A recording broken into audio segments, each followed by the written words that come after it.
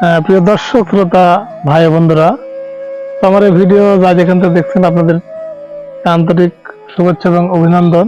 তো আজকে আমি পান বরজের পান পান পচে তো সেই বিষয় নিয়ে আলোচনা করব।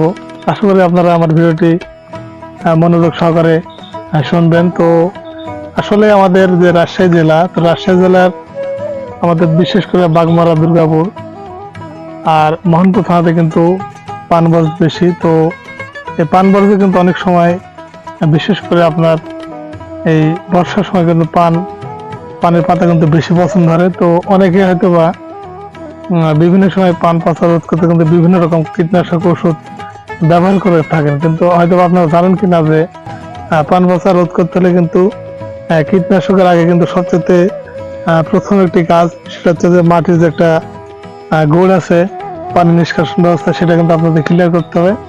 আর দ্বিতীয় ব্যবস্থা আপনাদের পান বর্জ্য যে আপনার চাল আছে, সেই চালের যে যদি ঘনত্ব বেশি হয় তার সমস্যা, ঘনত্ব কম হলে সমস্যা, মিডিয়াম ধরে রাখতে হবে। তো এটা সবচেয়ে বেশি জরুরি।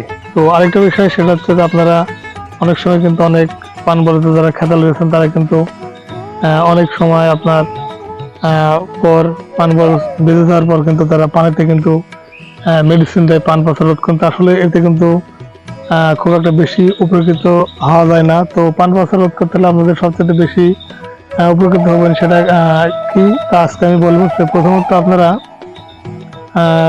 বর বেঁধে দেওয়ার আগে, শ্রাবণ মাসে বর বেঁধে দেওয়ার আগে আপনারা অবশ্যই পান পচার জন্য আপনারা হাইড্রোকফ জাতের একটা ওষুধ আছে, যেটা 100 গ্রামে আপনারা 1.5 গ্রাম সেই পরিমাণ আপনারা মেঝেতে সার অথবা খোলের সাথে আপনারা মিশিয়ে দিতে পারেন। তো আপনারা দেওয়ার পর মাটিটা সুন্দরভাবে চেঁচে দেবেন।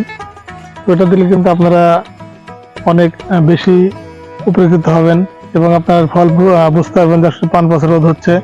আর তাছাড়া আপনারা পান পচা রোধ করার জন্য মাটিতে বাদে যদি আপনারা শুধু পান পাতা দিয়ে যদি আপনারা ওষুধ স্প্রে করেন তাহলে কিন্তু মানে খুব একটা আপনার উপকৃত হবেন না। তো ভিডিওটা যদি আপনাদের ভালো লাগে তাহলে আপনারা অবশ্যই শেয়ার করুন, লাইক করবেন, কমেন্ট করবেন। আমি বিশেষ করে আমার এই ইউটিউব চ্যানেলে এবং আমার মানে আমার যে নিজস্ব যে একটা আইডি রয়েছে, তো এই আইডিতে আমি পান বরজের বিভিন্ন রকম ভিডিও দিয়ে থাকি। তো আজকেই বলে আমার ভিডিওটি শেষ করছি। সুস্থ থাকুন, ভালো থাকুন।